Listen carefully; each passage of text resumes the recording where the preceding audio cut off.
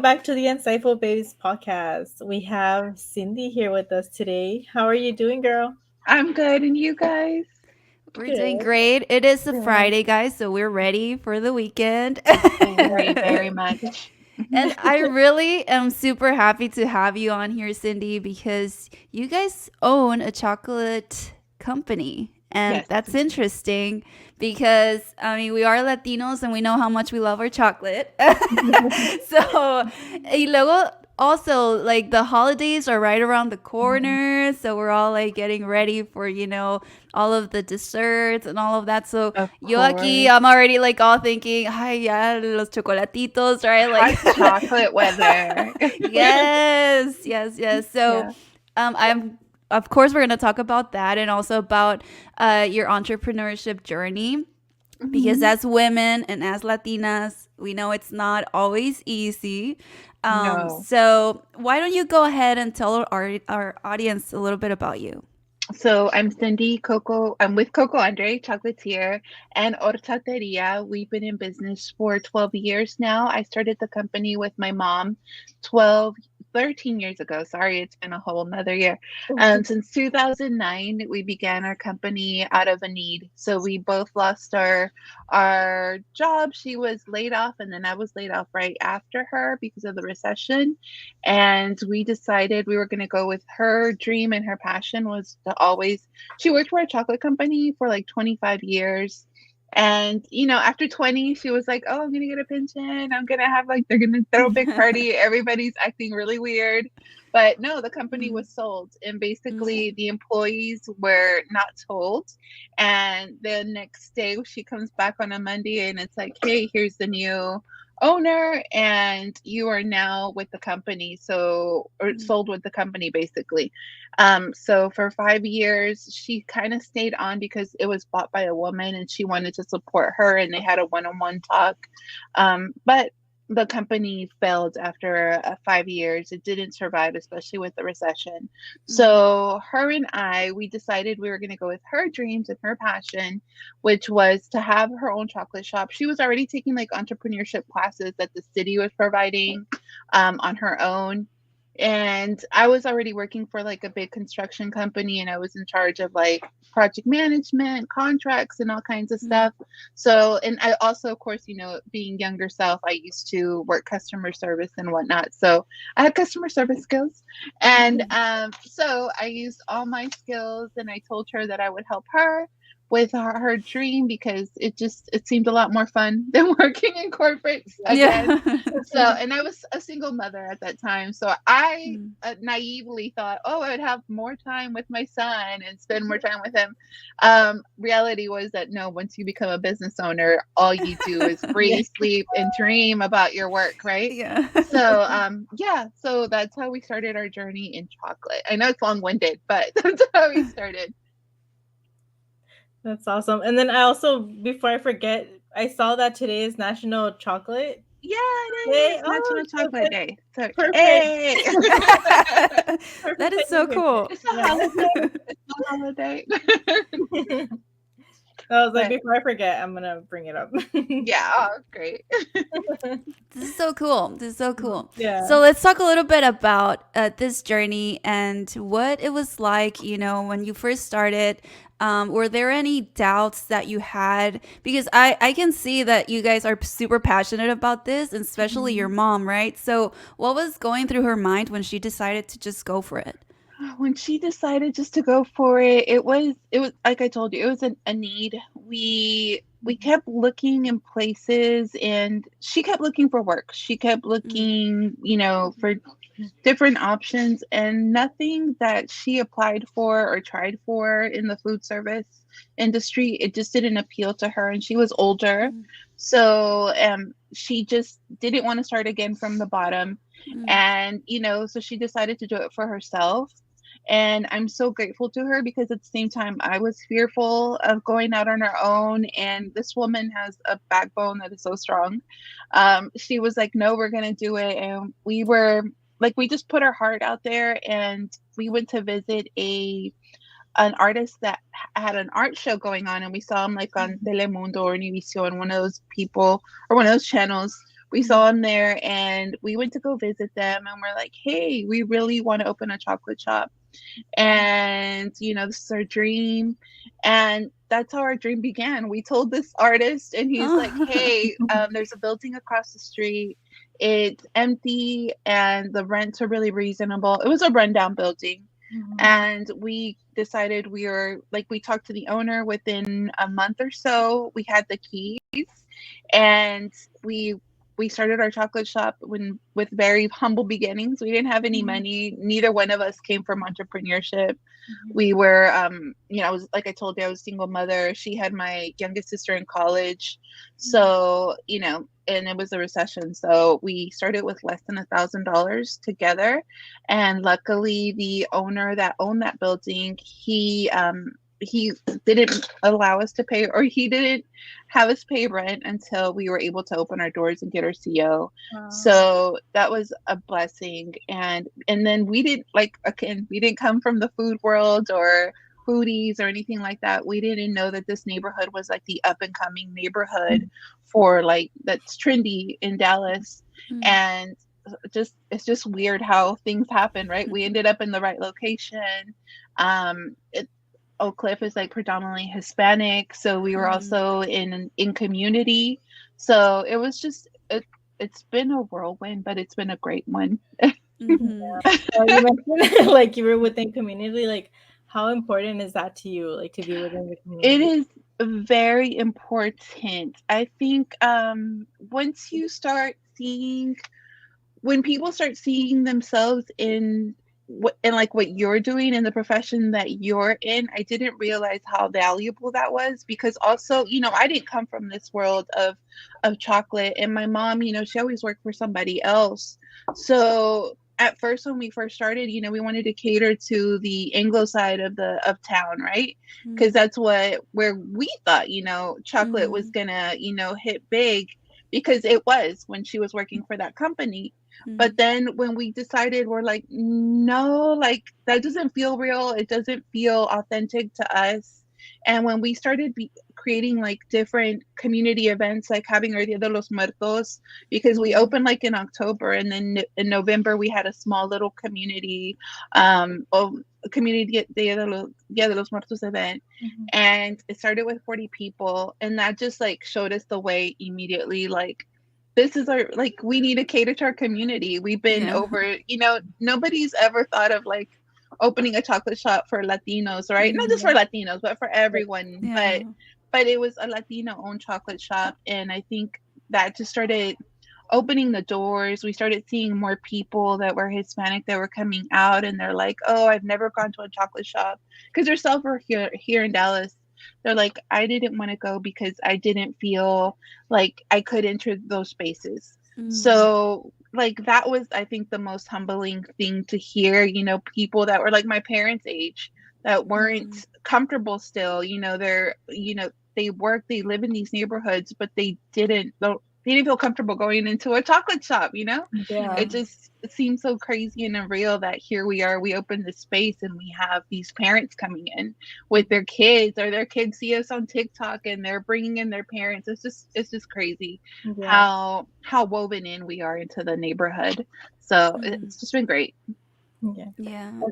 There's like I saw in one of your like stories highlights, you mentioned that in the news they were saying like the first Mexican owned chocolate shop, like, and how did you feel at that moment, like the first time you saw it, and then like how you feel now? I honestly, it didn't hit me, I think, until like during the pandemic. I'm like, what the heck, like we are the first. Like I definitely didn't realize that we were, like, because you do see, like, I would see different like companies, like there's Cultura in Colorado. There was, during the pandemic, I became friends with them, and then there was another one in California, but they were doing bean to bar, but also they were new companies. So like it just like I noticed that there was more Latina owned companies, but I didn't realize that we had kind of started that, that we kind of opened the doors. We were setting the pace for other people, and it's overwhelming, because sometimes you want to, like, are you good enough? Is your product good enough? We don't come from money, so we're like always when we're creating something, it's like really we're doing it with our bootstraps, right? Like we're pulling ourselves up and we're creating products with the money that we if we had a great season, we're creating different product and packaging with the money that we profited for that season, right? Mm-hmm. So it's just crazy to me to see how there's so many now, and I'm so grateful that there is, because it was very lonely for a while. Yeah. Yeah, I'm like, Yeah. I don't have any like friends that I can talk to, like chef Yeah. people. So it's been really nice to meet people through this, through chocolate. I'm like, it's Yeah. opened so many doors for us. It's crazy. Yeah. Yeah, yeah. You know, since we're already talking almost about like culture and everything, and I've seen some of your guys' products. When you first started, did you ever think of incorporating your culture, or you didn't have that in mind yet? So like the first few months, no, like I told you, we really were like, oh well, let's cater to the side that we, that that we were already familiar with, and they were familiar with the company my mom worked for.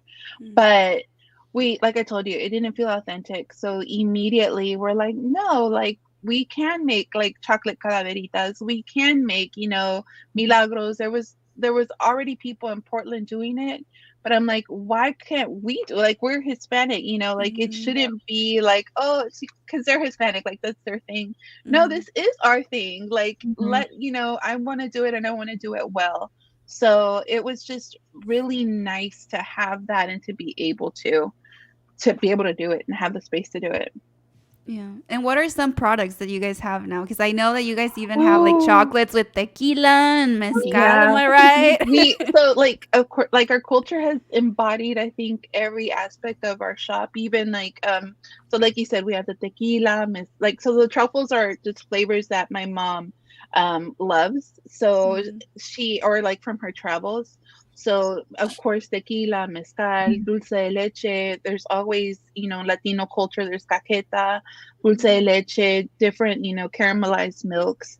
So that one is a staple in Latino culture. And then café con leche. What's another one? Where we at? And then I can't talk. I'm a little nervous. Canelitas during the holidays. That's my sister over here. So, saludos, saludos. They're all there. If y'all tune into our YouTube, y'all can see them. They're hardworking over there. They're working. That's all the family. So the boy was my son, my oldest, and then that's my sister. Wait, this way, and that's my mom. Yeah, they're getting ready to go. But everybody's here. We are family owned, so you'll see them in the background. I think my dad was in the shot a little while ago. Yeah. Yeah, qué bonito, toda la familia. Oh, and I was talking about the flavors, right? I forgot. Yeah. So, okay. So we also have like hot chocolate bombs. So we call them Abuelita Coco's hot chocolate bombs, because she's our abuela. And then we have our drinking browns that are inspired, on the drinking chocolate rounds, like the Abuelita. But this is bean to bar, and we bring the cacao from Chiapas. So that's the special connection there. We've actually met the farmer that we buy from, and she's a woman. So Doña Dominguez, and like it's an honor to work, and like close that circle that we didn't know existed until we got into this world. So, a lot of chocolate is grown in South America and Mexico and around the equator, and it gets flown to Europe, and then it comes back to the US. But I'm like, but look at us here. Here we are, like closing that gap and making it full circle, so that we can get our chocolate from Mexico. We work it here, and then we're selling it to the public. So it's just amazing, the connections and ties that we have with the people we work with, and then our community that buys it. Yeah. I've also seen that you guys even have horchata and like with different flavors. How was that idea? When did y'all start that? It's a staple, right? It's a staple in Hispanic culture and Latino culture. We love our horchata, and it's made different in all different regions. But for us, it's made with rice and canela and a little bit of vainilla, and then secret ingredients. But but because everybody has their own recipe. Yeah, that's true. But yeah, definitely. So for us, when we started doing the horchata, it was just like something we wanted to add a drink to our menu. So we just started with regular horchata. And then we had a customer come in and she's like, hey, I went to Austin and they were serving horchata with coffee. Could you make me one? And we're like, okay. So we made her one and then it took off. And then after that, it was like the pandemic happened. So we did that like for a year. And then the pandemic happened, or no, maybe 2 or 3 years. And we didn't think any further. And then the pandemic happened and we really had to hustle because, doors are closed. People weren't coming in. So, and what's the easiest way to get people to come into your store? Post a photo on Instagram and people were buying it. That was like our platform to sell. So my mom was like, well, vamos a hacer una horchata de coco. We're going to make one de chocolate, one strawberry, a piña one. I'm like, okay, this sounds crazy. But that's where it took off. After that, we're like, okay, I think horchata has an honorary place in our house. So we added it to our name and now we're an horchateria as well. And we have about 10 different horchatas that we make year round. And then like we have seasonal one, like the tuna one, which is like the most, everybody like goes nuts for that one when it's tuna season. And they know it's only from July to August that we carry it. So yeah, so people try to come in as much as they can for it. I saw that. It looks so good. I'm like, I want to try it. Thank you. Yeah, and then it's funny, like people are like, tuna, like the fish. I'm like, no, like, tuna's so fun. Like, yeah. No, why would we do that? But we might. Something new. Yeah. Why not? But yeah, it's just been fun to create and make new things. And not so much new things, but just things that resonate with, with our culture and our people. So it's been nice to be able to do that and have that vessel and platform. Yeah. Also, how do you stay, like, you guys look so busy and I know you guys work as a family. Like, how do you stay focused on your business and just kind of push each other to keep going? Well, like I said, none of us knew how much this would take over your life. And it does. And I think finally, after 13 years, we're starting to realize, like, work does come first for us, but so does our family. So we've tried to incorporate both in finding a balance. And it's a little hard, but yeah, I'm sorry, I now got lost. It's okay. It's okay. Like, how do you guys push each other? Like, because I know you guys work together and then you guys like spend time together. And then it's with family. So imagine having all of the family. Like it's just I've been there, and it's there's drama and there's the whole love. How is that? Yeah, so it is. So like I said, like we've had to find balance and we've had to like work on our attitudes as well. Yeah. I mean, we've actually gotten a lot better with explaining how we feel, or like, hey, you're pushing my buttons, stop, or so we've had to learn to use our words. So I think it has healed a lot of trauma things that trigger us within our family unit, but for the most part, we're really good. We're very united. We're sometimes other family members that have married into our family are like, y'all are kind of clingy.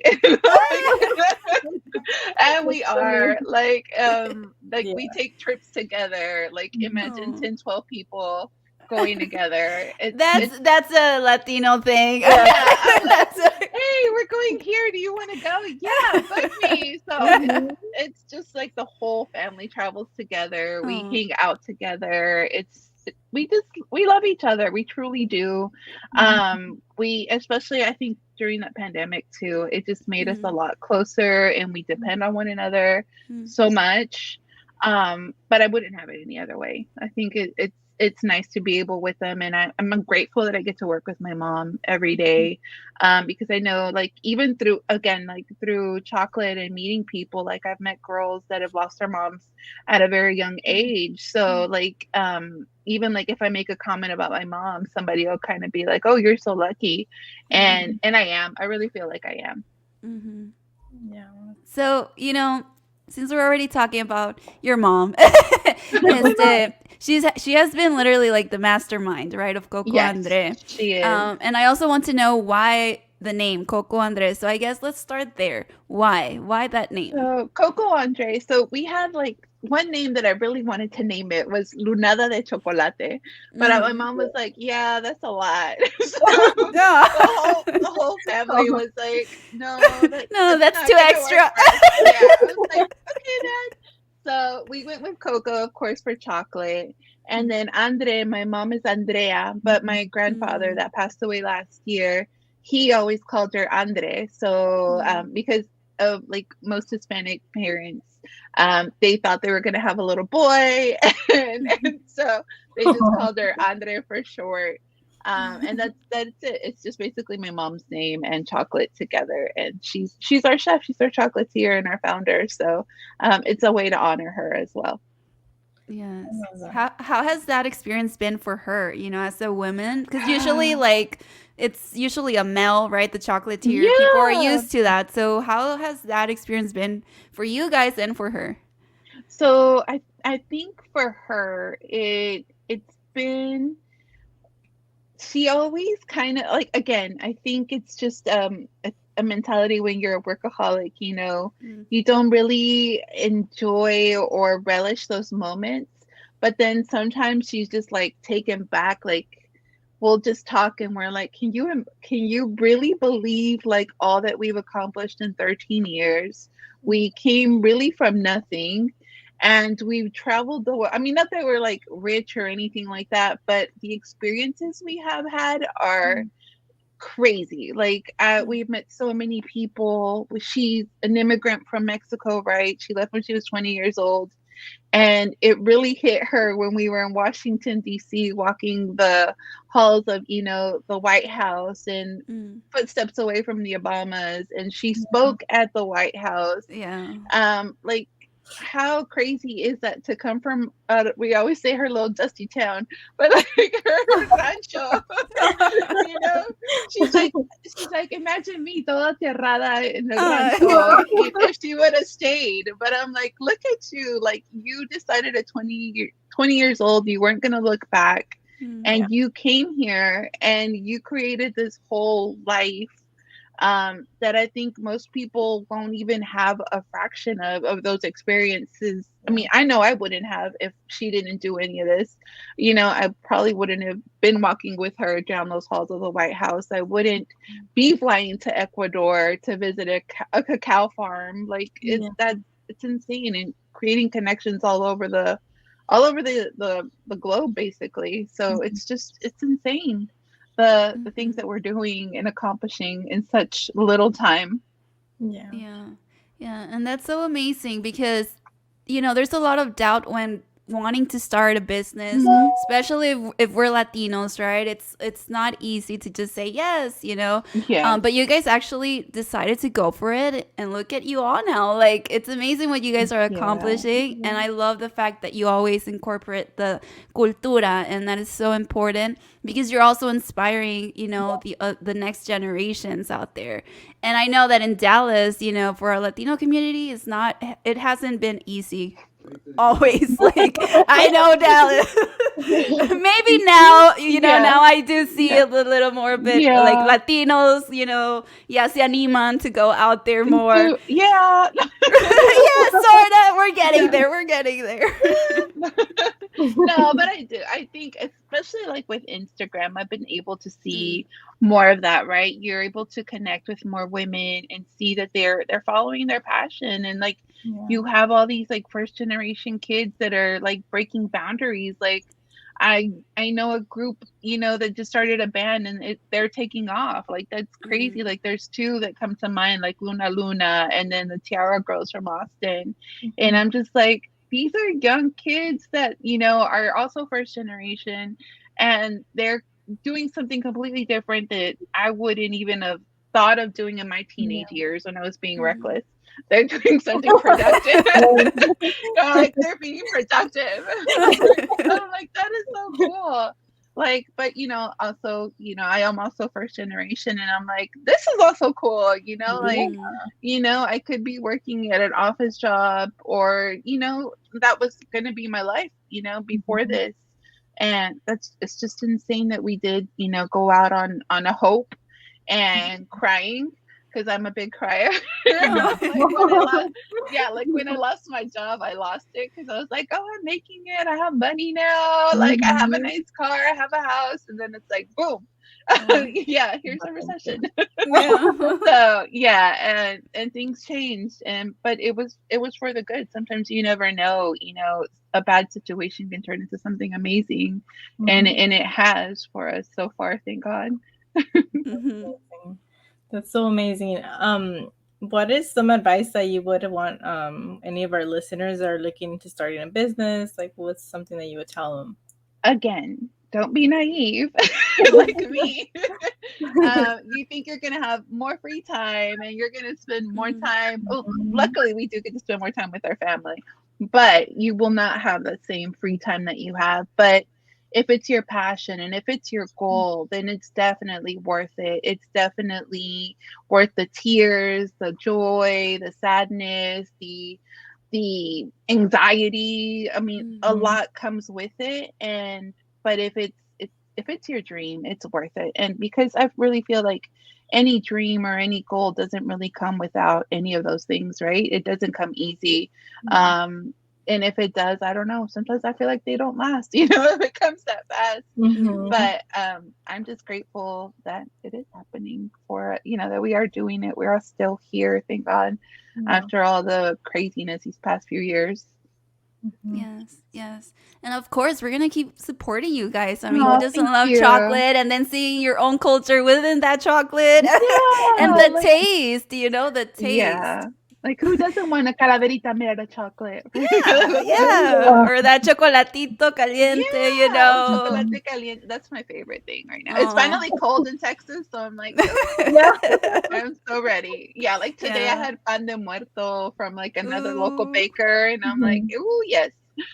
Yeah. And let's go ahead and do that. To everyone who's tuning in, we're here to support each other. To other Latinos who own businesses like this, let's support each other. Somos una comunidad, and we shall remain strong by supporting each other.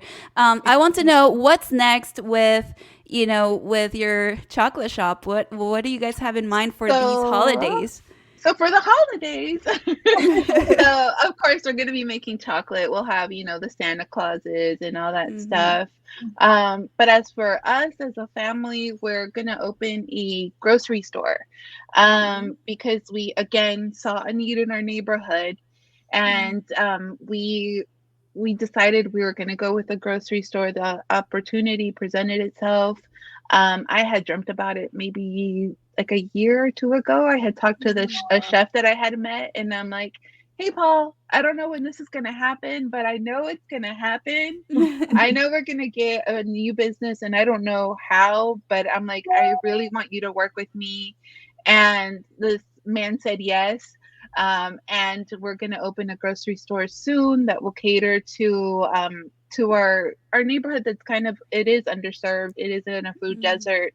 So it'll be nice to provide healthy food for the community, and buy produce from local farmers, and then not by local farmers. I don't mean like a farmer like way out in like the country. I mean like your local farmer, like your abuelo, your tia, okay.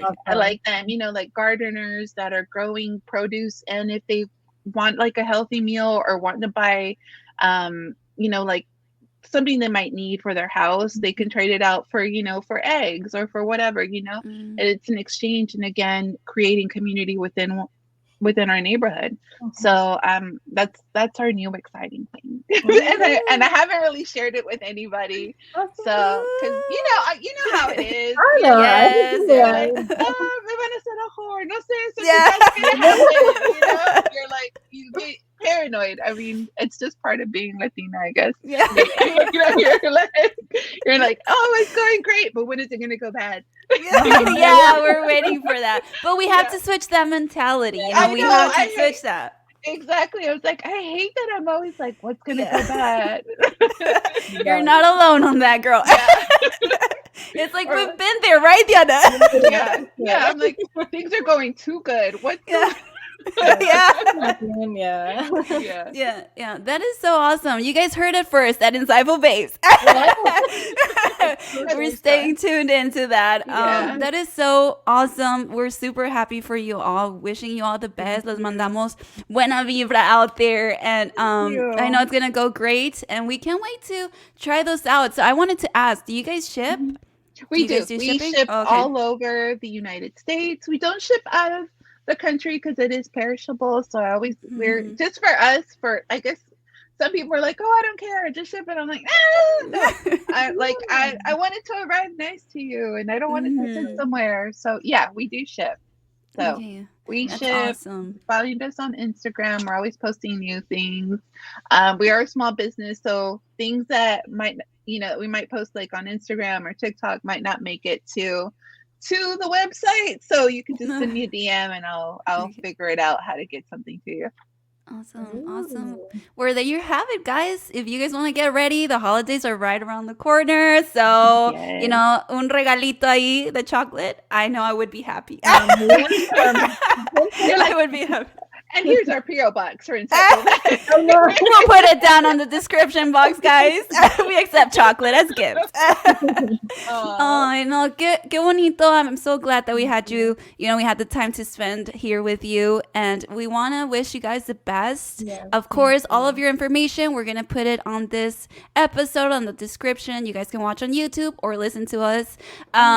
But we're super glad and happy to have had you here. So thank you for accepting this. I also want to say hi to all the people in California because I have made so many great connections with people in California, and I'm in awe of all of y'all, and I just love y'all and your podcast and just like and then we get so many people that come from California just to visit the shop, so it's just an honor to have these exchanges out of state again. Like how crazy is that? We found each other through these platforms and just continue to grow and support one another. It's so awesome.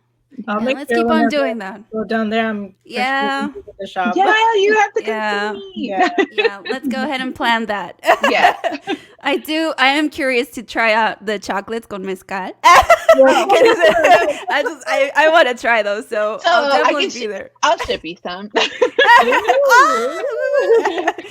I'll share that on our Instagram, guys, so you guys can see.